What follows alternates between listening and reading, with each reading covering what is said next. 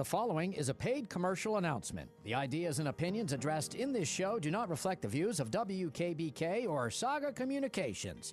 From the Davis Oil and Propane Company studios, it's time for Financial Wellness Weekly. The opinions voiced in this broadcast are for general information only and are not intended to provide specific advice or recommendations for any individual. To determine which strategies or investments may be suitable for you, consult the appropriate qualified professional prior to making a decision. Time now for Financial Wellness Weekly on WKBK. Securities and investment advisory services offered through LPL Enterprise, a registered investment advisor, member FINRA SIPC, and an affiliate of LPL Financial. Financial professionals are licensed insurance agents of Prudential. These financial professionals are permitted to brand under Prudential.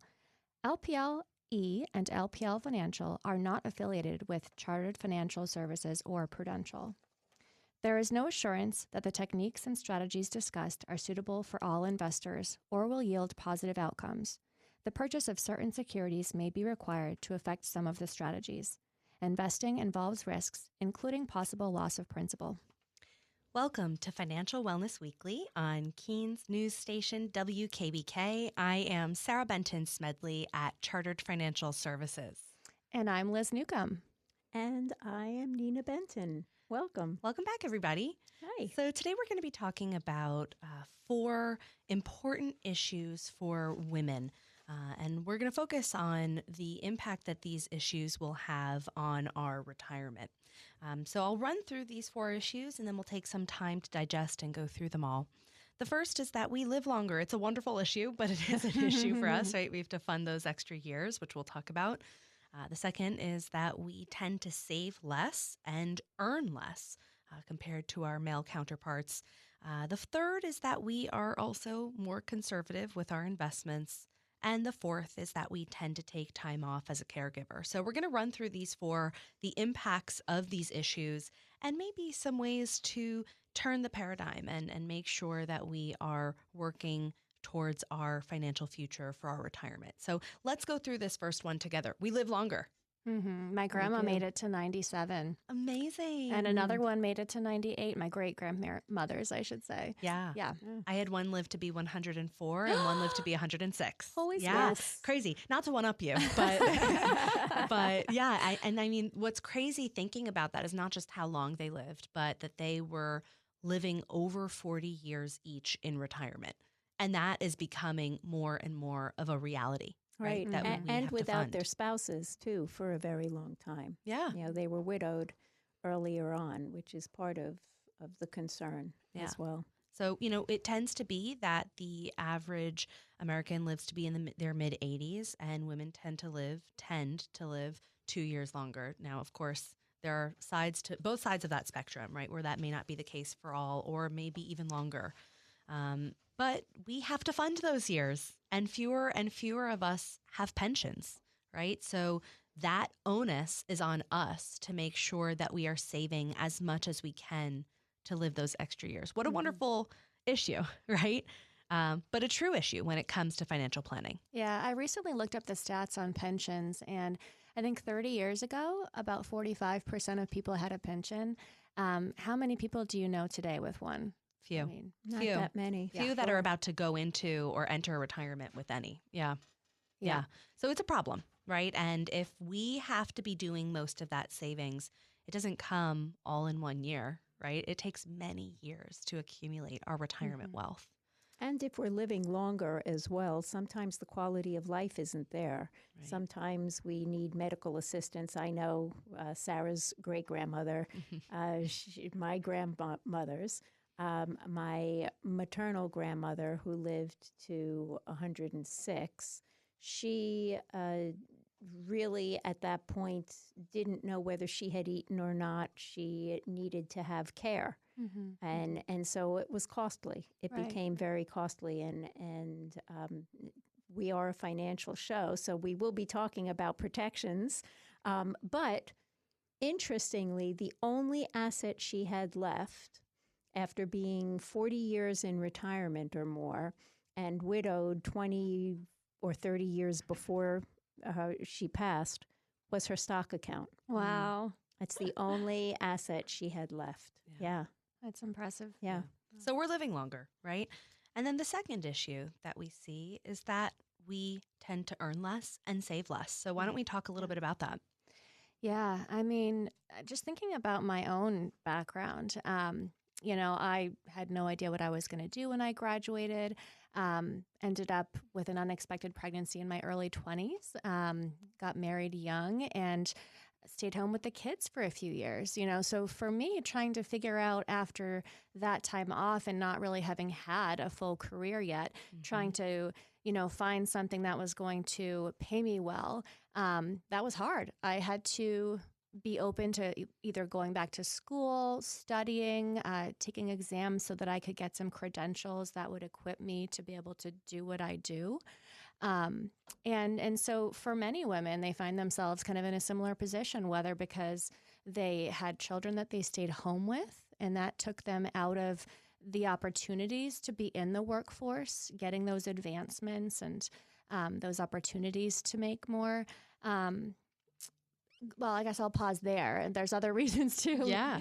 Yeah. I mean, well, we also don't earn the same dollar as our male counterparts, which is crazy to say that in this day and age, we're not earning the same dollar for the same job and the same work. Absolutely. And Yeah. so ultimately, if we're taking home less, we're earning less, we're not able to save as much, right? We're saving less too. And just a minute ago, we were talking about how this onus to save is on us for our retirement, right? Nobody is going to give us a loan for retirement. Nobody is giving us a free pension, right? So how do we get there? It's by having more money to save or cutting back. And that's tough.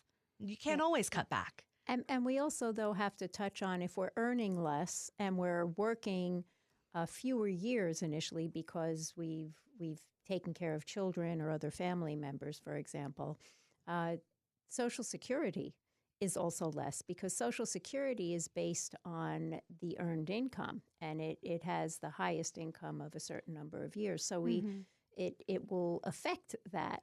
Yeah. People don't really understand how Social Security is calculated, right? It's based off of our 35 highest earning years. So if I was working 40 years in the workforce before I ultimately retire, they're going to look at my 35 highest earning years, take out the lowest 5. If, though, I was only earning maybe working for 20 years, I'm going to have years of zeros in that equation. So not to mention, it's going based off of your average earning years. So it's a lower income that we're looking at to begin with. So we're earning less, we're saving less. Not only is that going to impact us in the pool of money that we have at retirement time, but also our Social Security benefit, as Nina just mentioned. Total different little angle on that, but I heard once that a man will apply for a job if he's only 70% qualified for it, and a woman will wait until she's 100% qualified before she applies for that same job. Ladies, come on. Yes. We have to be a little bit more gutsy than that, huh? Yeah. No, but I think that also speaks to our conservative nature and Correct. how because of that, we may be in a situation where we're earning less. Now, of course, there are other structures and societal reasons why we're earning less, but we get the idea. We're saving less, we're earning less. And then number three, we're more conservative. We tend to invest a little bit more conservatively than our male counterparts, which usually means our portfolios aren't growing as much. Yeah. Or not to invest. I know a lot of women who maybe don't know a lot about investments. It feels overwhelming, but they feel very comfortable at the bank. So they save well, but their money is sitting in a savings account. It's really not growing for They're them. afraid of losing it because it's so hard to get and to save and to pull together. Yeah. Right. There are lots of investment strategies out there that can help women and ultimately segmenting your assets, which we'll talk about into the proper time horizon and the proper risk. But I also think it's important for us to really think that we're not in this alone. We're not. We can go to the professional, right? You can go to somebody at Chartered Financial Services. You can help them not only with a financial plan, but also for an investment strategy. pick the proper investment for you. You don't have to pick these individual securities on your own. We can look holistically and see what is the right risk based on your time horizon, your goals, your needs. So You don't let's have to do talk it. about that. Let's Yeah. talk about the isn't there a term for that, Liz, when we look at the time horizon and how we're going to use those assets? The bucketing? Goal-based bucketing. I think you're going for what I'm going for, but yeah, we would refer Read to my that. mind. Read my mind. Sending We those would vibes, sending the vibes. We would refer to that as the bucketing approach. So again, thinking about the goals that you have for your money, what you need it to do for you, and when you need it, and then dividing up those assets into different categories.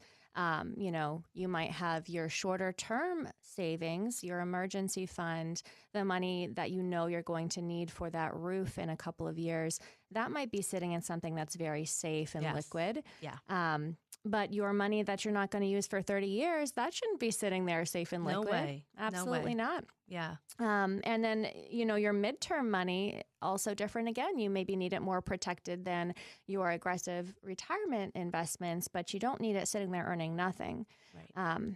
Right. Yeah. So so we have the short term, the midterm, the long term, and they will impact the growth capability based on the amount of time we have before we need those dollars. Remember, the end in mind. Right. Right. Yeah. And ultimately, we don't have to just stop that the day that we retire, right? Those short-term, mid-term, and long-term buckets are going to go through even when we cross over into retirement. So Nina, tell us how that relates to somebody in retirement too. That's a great point, and I have a lot of clients asking me, and when I think of myself and I say to them, regardless of if we all were to retire today, most people think, well, okay, I'm retiring, then I should be moving all my money to cash, right? No, stop. Right? Don't do that. No, Paul, do not pass go.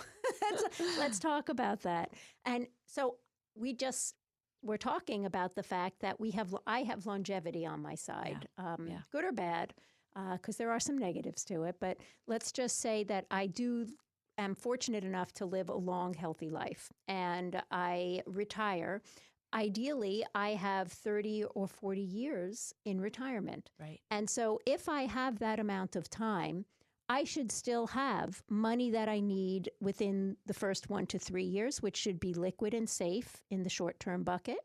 I should have money that I plan to use for my income and other needs for the 4 to 7 year bucket, my midterm bucket, invested differently. And then money that I really don't plan to touch for at least 8 years or more. Right. And so the same principle for someone who's just starting today holds true for me who may be retiring tomorrow. Right. It just might matter how much you have in each of the buckets. In each of those pools. Yeah. Exactly. Yeah. And the reason why we want to segment it this way is not just to help understand where each of those assets should be placed in those buckets, meaning what's the right risk for those groupings of assets, but also because we need to be outpacing inflation. Liz, you said people are comfortable keeping money in the bank, and that's good for short term, but we are not outpacing inflation long term. So that client that you were mentioning that was just keeping money in the bank, they're really losing money over the long run. I actually had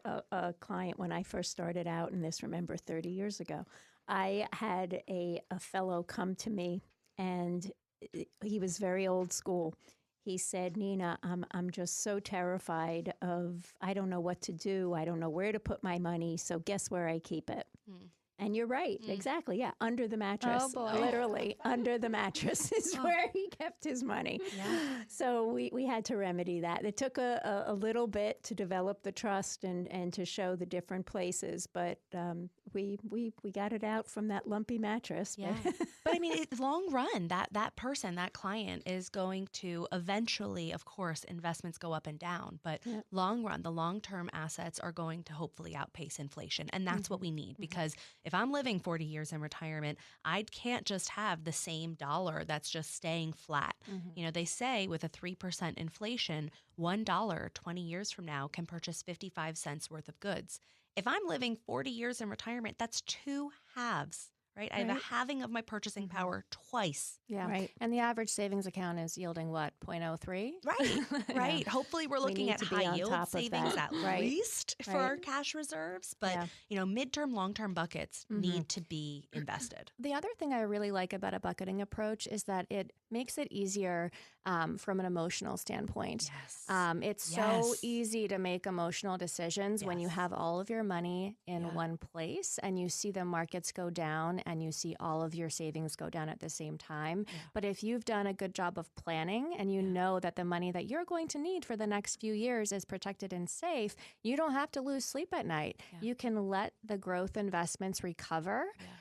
You can look at historical data with your advisor about how long it typically takes for a market to come back from a downturn. And you can then say, okay, I'm going to be fine. I've already thought of this and I've already made sure that what I need is there for me. And to take it a step further, what I like to have clients do when the market goes down and they're bucketing and they know they don't need that money is to actually invest when the market's down. That's a Black Friday That's- sale. There you go. Exactly. It's the only market where things are on sale that people run away In the opposite from direction. instead of running Yeah, to. yeah. You I know, always and they ask should be people. running to it. Yeah, I ask people, if you own a house that's worth $300,000 and you don't need to move and you see the real estate market go down and now you could sell your house for $200,000, are you going to run out and sell your house for $200,000? Right. No, Right. absolutely. You're going to stay put. Right. Exactly. Yeah. Yes. So making Yes. sure that we keep the end in mind, as Nina always says,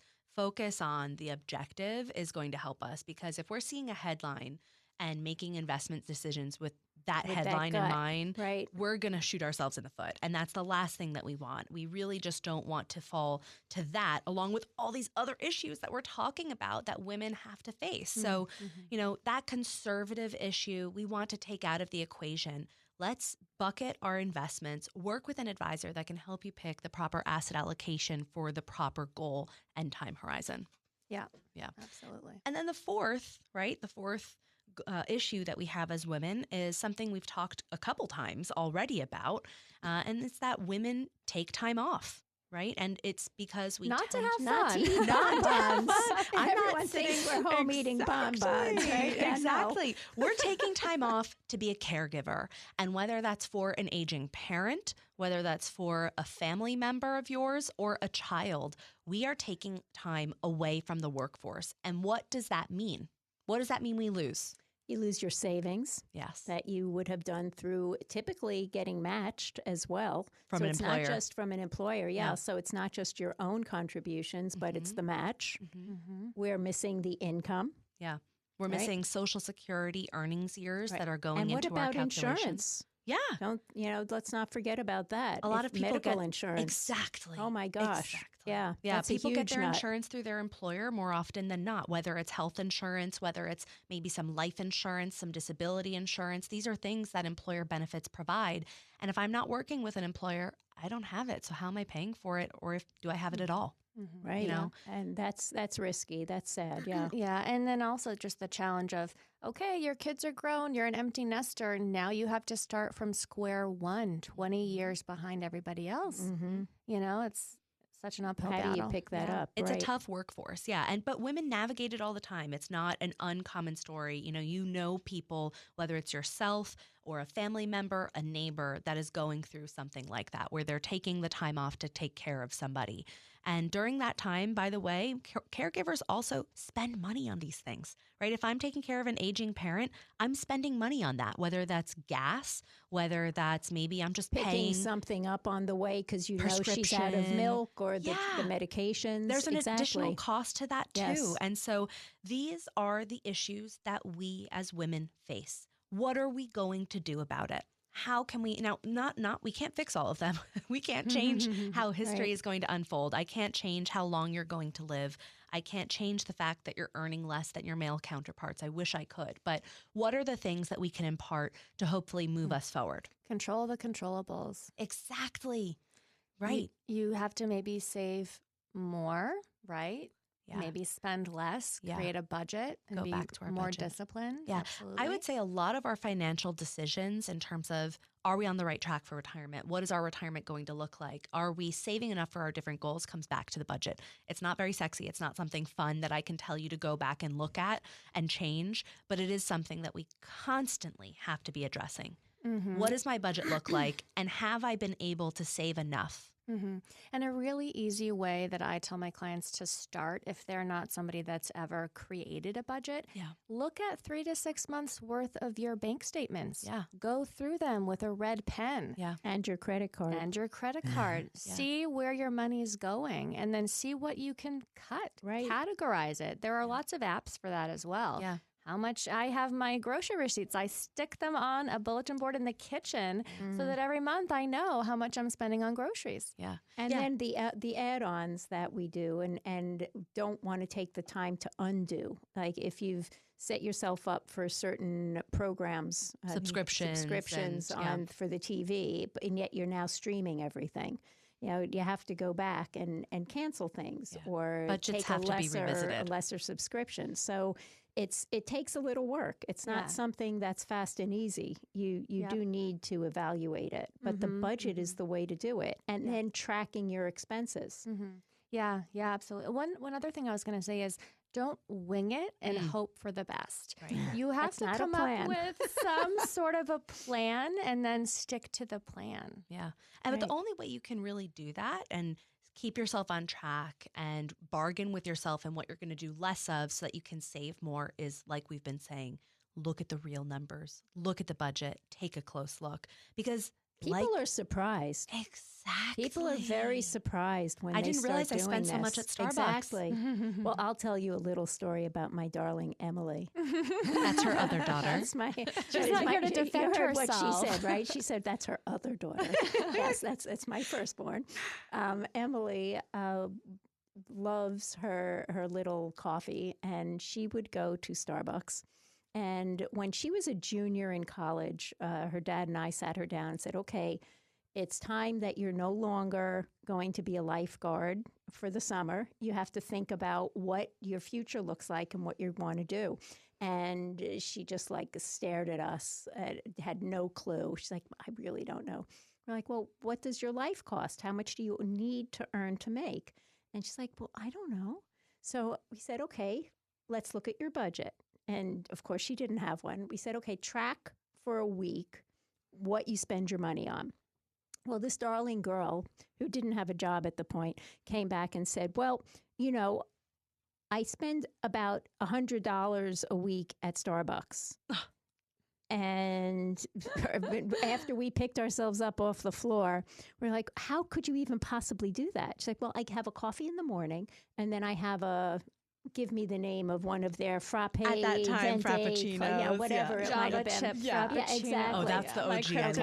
I loved a Java chip. There you go. So I get one of those for lunch. And then, after our workout, we go and we get, first of all, I'm thinking the calories. Oh my God, the calories of all of these. But regardless, so what did we do? We said, you know what? You could be saving these dollars. And how you did it is, let's purchase a machine and make your own. And for the cost of that, maybe it was still less than a week's worth of Starbucks spending, but she was able to make her own coffee. But that's just an exaggerated version of why people really don't understand how much they spend. But just to defend Emily for a second, now she drinks black coffee straight that she brews at home. So she's I'll wonderful. just give her that little plug. Well, it was a lesson, and Yes,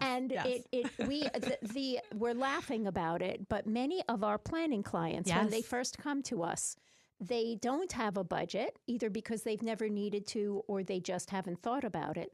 And when they give us the numbers, because we have to have an expense, we need to understand what life costs you. And so when they tell us, and then as just a little exercise, we have them actually track it.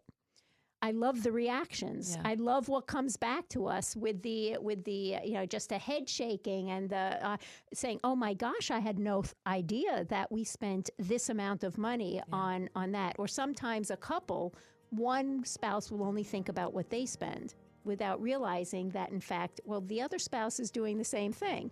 So we get that a lot, and that's one of the things that we talk about. Yeah. So it really is important for us to focus on these issues, focusing on what we can fix, what we can mend.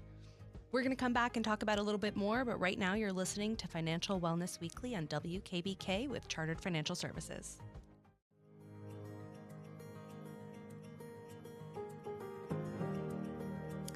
Welcome back. You're listening to Financial Wellness Weekly with Chartered Financial Services on WKBK. We were just speaking about some of the unique challenges that face women investors. We had touched on controlling the controllables, specifically budgeting and trimming back where you can. We also wanted to talk about some of the other steps that you can take to strengthen your financial future. Maybe specifically just starting with making sure that you have an emergency fund in place for the unexpected. Sarah, how much should you have in an emergency fund? Yeah, that varies. It depends on where you are in life and what you're doing. Typically, the average recommendation is going to be somewhere between 3 to 6 months worth of expenses, liquid, safe in the bank. Maybe a little bit more than that if we're getting ready to enter retirement or maybe things are a little bit more unstable in our life. But typically 3 to 6 months. So we have to first know what that number is by going back to our budget to see what our life costs us each month, and then using that multiplier of 3 to 6 months worth. But it should be safe and in the bank. And, it really shouldn't be earmarked for anything at all. And we should be thinking of it as an account that's there if the unexpected happens, we lose our job, or, the roof needs to be redone and we don't have any other assets to use The furnace to cover it. goes. Right. Which when it rains, it pours, right? So That's true. so I would say 3 to 6 months. If we can, it should be in a high yield savings, hopefully earning something more than our checking and an average savings account is.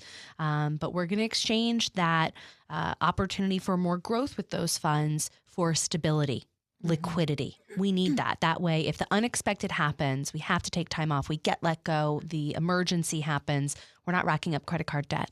We're not, derailing another goal of ours. Yeah. And sometimes if the capability is there, bringing that up to 1 year's worth is truly ideal to have for people, because then you could have if you lose your job, it may take a little bit longer than expected with the job market, to find a new position. Especially if you perhaps are in a marriage where only one partner is working. Yes. Correct. Absolutely. Those are some of the conditions or a single parent. Yeah. We definitely want to up that amount, and that becomes a priority to create that liquid emergency fund. And at that point, you may be able to keep 3 to 6 months in the bank and then maybe an additional 3 to 6 months in CDs. Even a few years ago, if you remember, when CDs earned 0.5%, if it was more than what the money was earning in the bank, which was maybe 0.0 or 0.01.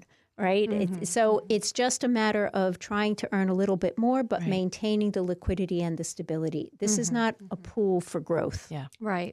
And we've talked about how women do tend to be more conservative. So once you've gotten that amount saved, then you need to start being really thoughtful about saving as much as you can for the longer term goals. Midterm, long term. Yeah, exactly. Absolutely. And if you are working and your company offers a 401k plan or a 403b, then absolutely take advantage of that and the match if they're offering one. Yeah. At least contributing to the match. At least. Yeah. There are a lot of studies out there that speak Rules to of how thumb. much. Exactly. Rules of thumb. And it's cookie cutter, which that there's good and bad to cookie cutter answers. Doesn't apply to everybody.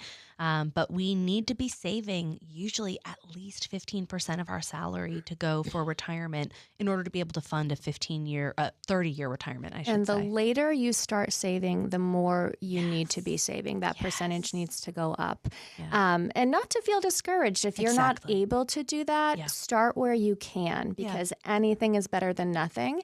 And then do a percentage more each year. Yeah. As you get pay raises, try to just or increase bonuses that. or anything else. Yeah.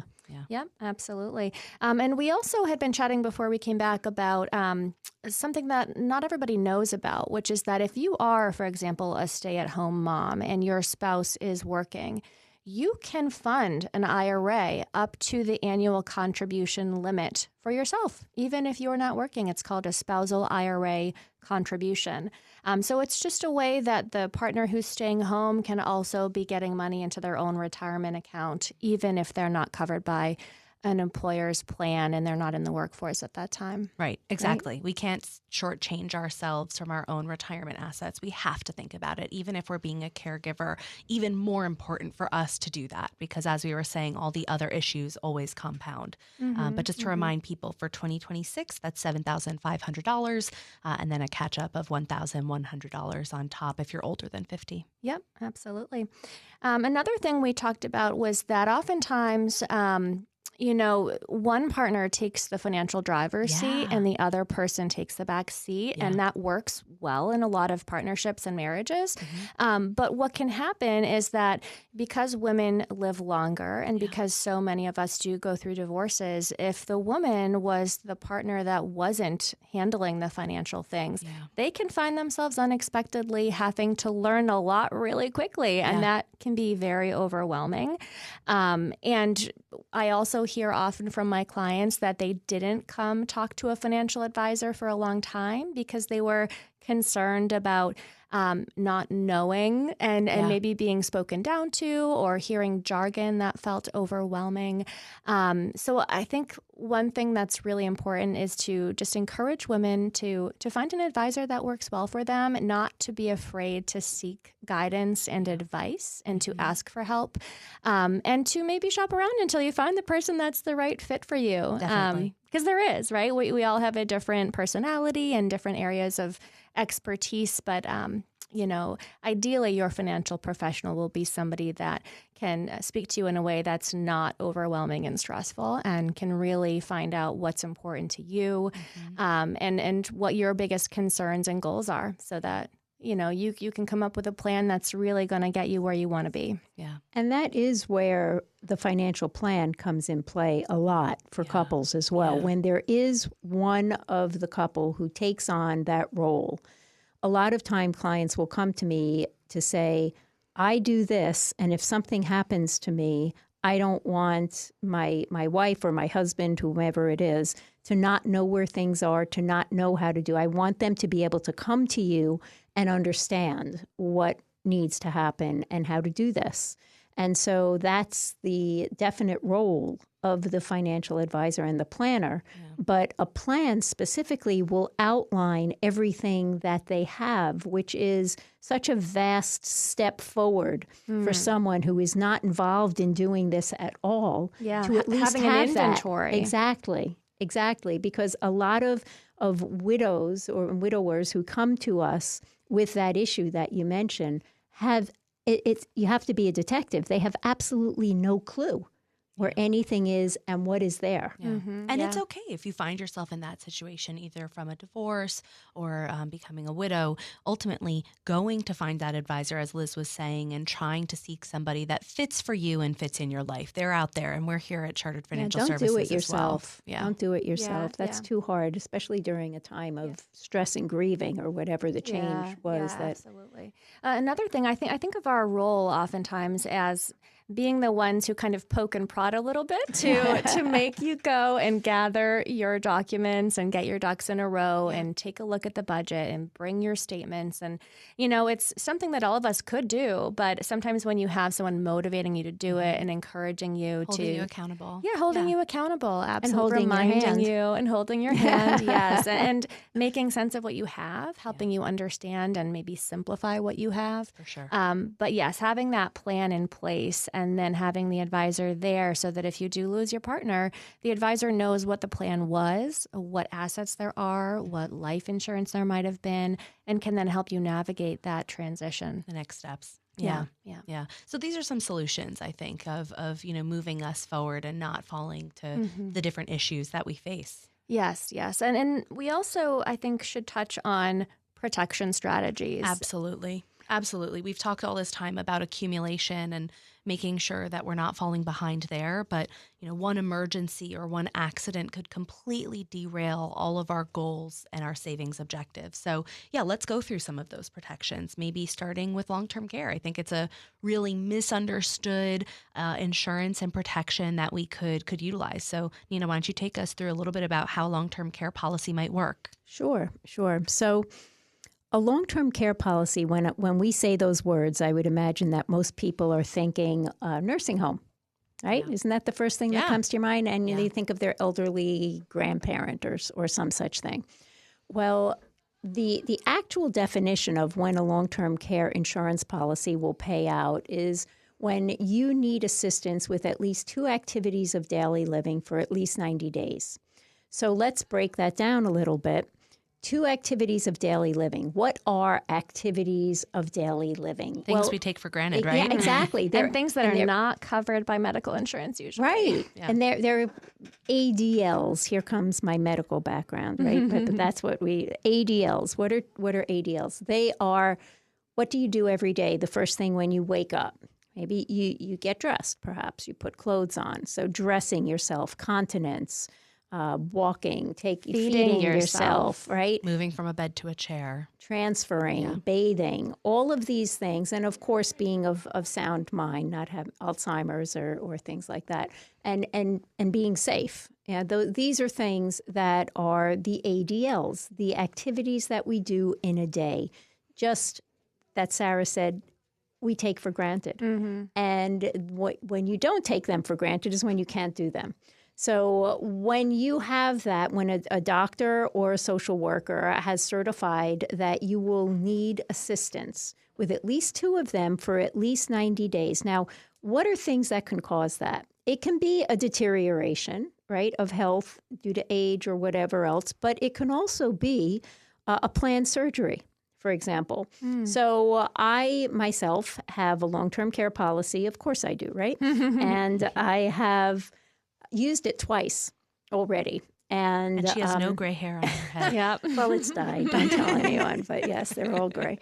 But I just told the world. So I had back surgery.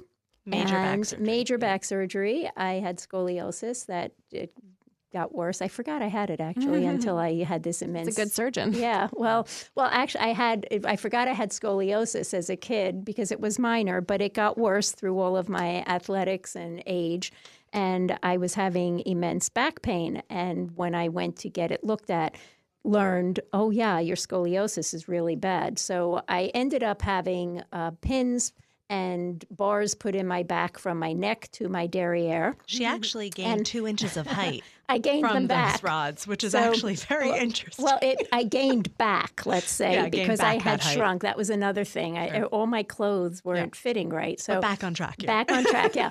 So I had back surgery, and me being who I am, the first thing that I thought of when... Actually, before the surgery, she thought of this, but yeah. I was like, oh my gosh, I'm going to be able to trigger or to use my long-term care policy. And this is fabulous. So I'm going to see what this is like. Just fabulous. Yeah.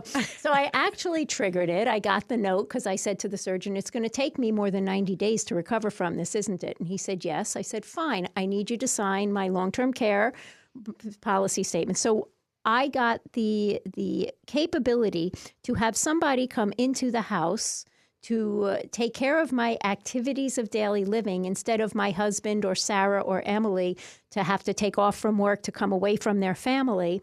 And then we could just spend time together, but we could pay for somebody to come to the house to do that. Now, through the long-term care policy with a tax-free payment. Right. So let's think about that. Yeah. That long-term care is essentially a pool of money that lives inside of that policy where if you trigger it, as Nina was saying, you can use this pool tax-free monthly to pay for this additional or to care. Pay for things that you then have. The cost is exorbitant. It's somewhere. Premiums are a lot. Yeah. No, the cost for long-term care. Needs, The actual need. It's around $10,000 a month for basic care. That's not even talking about round-the-clock care that some people need when they have awful things like Alzheimer's or dementia, right? So if you're adding $120,000 $1,000 a year of expense, not even talking about what you're already paying for, groceries, utilities, those things still stay. How are you going to cover that? How can you maintain that? Well, you remember we spoke about your great-grandparents who lived to 106 and 104. Yeah. Well, one of them did end up going to a nursing home towards the end of her life. And this was how many years ago? 10, 15 years ago? Yeah. And at that point, it was $140,000 a year for that. So, I mean, how do you pay for something like that? Yeah. You need a pool set aside. And if you know you're going to have surgeries, things like this major surgeries, then this is also something. So it's not just for the elderly. It's not just for nursing home, but it could transition to that as well. Right.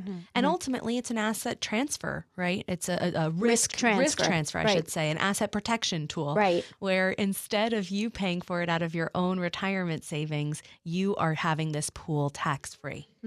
And there are also hybrid options, I think we should mention, which I love. I mean, thinking about my great-grandparents living so long, and unfortunately, everybody on my dad's side of the family does get dementia and usually needs years and years of care in the later years. It's awful. Yeah. But it's something I know, and so I can plan for it now. Yeah, being in my 30s, if I were to take out a life insurance with a rider that helps cover long-term care, it's going to be much more affordable for me to do that now.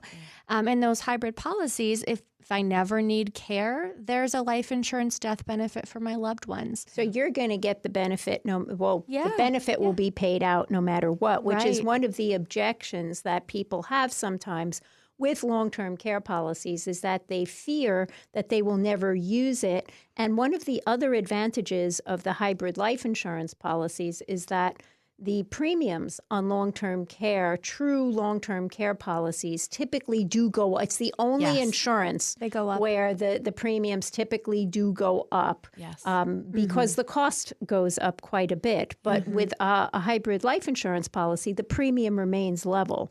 Yep. So you know that you're going to get something back regardless. Right. You're not just throwing all of that money into a black hole that you may never see a return on.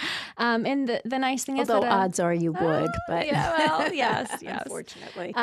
But yeah, so knowing that either way, there's going to be money there for your loved ones, whether it's to help support you if you have a care event or whether you pass away, and that money goes as a death benefit. So there are options. Yeah. And I also think it's important for us to realize that long-term care, traditional long-term care, is going to be the most robust way to pay for care, because they usually have inflation riders built in, where that pool of money is growing over time to keep pace with the rising cost, which, by the way, we haven't even touched on the rising cost. Right. It usually rises somewhere between 5 to 8%, the cost of care every year. That's around 6% every year that we're seeing these inflate by. Insane inflation cost. So traditional long-term care is a great way to keep pace with it. But we know there's going to be an increasing cost over time, and there is usually no death benefit on a traditional long-term care. The hybrid policies, while they don't have an inflation rider, they might have some sub-account investments, but there's no guarantee on how those investments will perform. So pluses and minuses to both, right? Because the hybrid gives you level premiums and a death benefit. The traditional long-term care is a little bit more robust in the payout. So there's choice.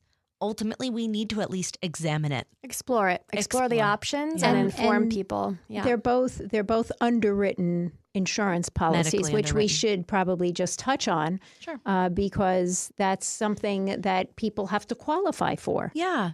So most insurances that you get outside of a group plan, you're going to need to medically qualify for. So they're going to look at your age, your gender, your family history, and then your personal health, right? And so all of those factors are rating factors, whether you're getting a life insurance policy or a long-term care policy, and that will determine the cost. But they're looked at slightly differently, which is aren't interesting. they? Yes. Yeah, because, with a life insurance policy, they're looking at, and not to get too morbid here, but we're talking about insurances, but life insurance, they're looking at what's the likelihood that you're going to pass away, right? Because they have to pay out that death benefit.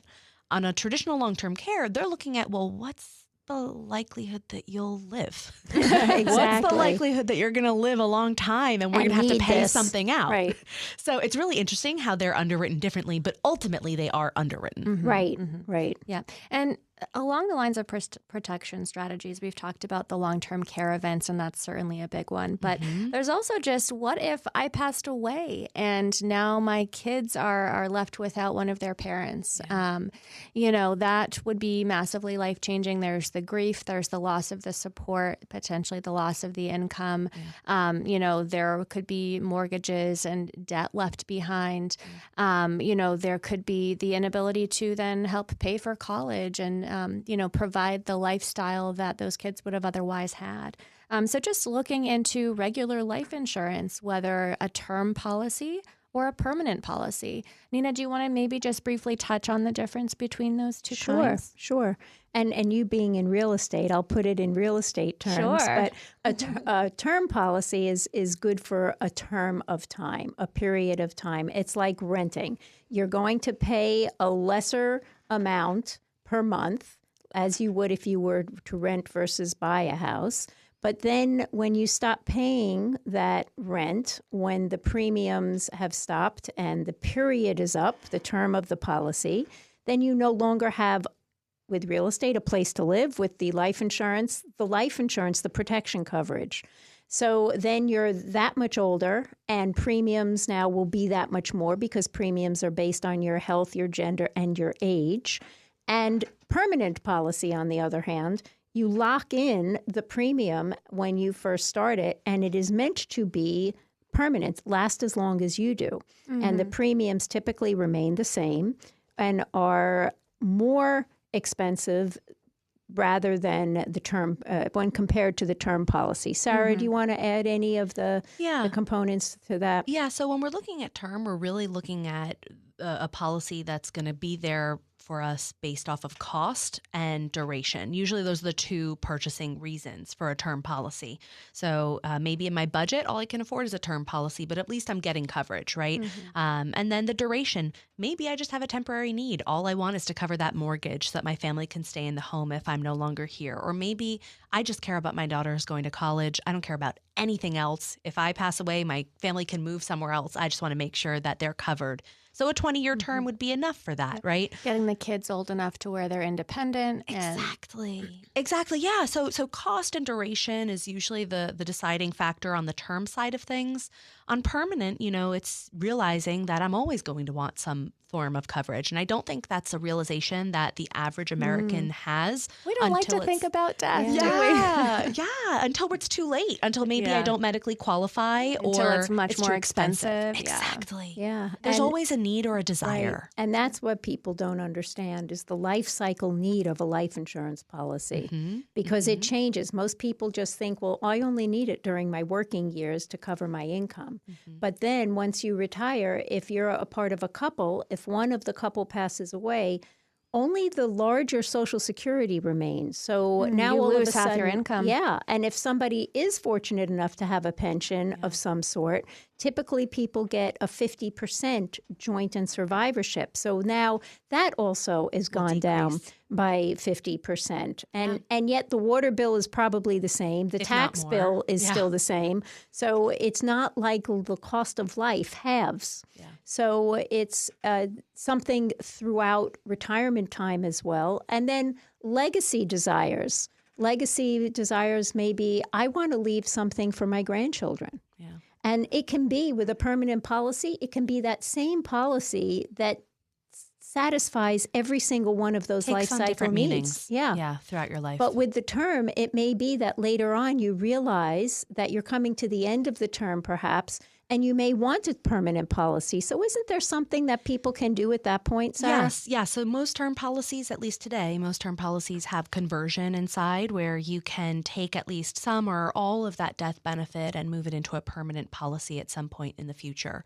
The way that works is you don't have to medically requalify. It takes your health from when you got the policy in the first year and it looks at your age. So every year that goes by, it's getting a little bit more expensive Ticking to up. convert because I'm getting a year older. But I could be ill. It goes based off of my health from when I originally got the term. That's good to know. Yeah, but ultimately, I would say you need to evaluate what it is you have going on in your life, because there's always a need for some form of protection, whether it's long-term care, life insurance, or a hybrid product. All of these things need to be considered when we're looking at the protections and our accumulation strategy. Wonderful, Sarah. Thank you. Well, this has been Financial Wellness Weekly on WKBK Keene. We've been with Liz Newcomb, Sarah Benton-Smedley, and Nina Benton. With Chartered Financial Services, you can reach us at our 800 number, 800-549-6007, or you can email us at cfs@prudential.com. We look forward to seeing you next week. Take care now.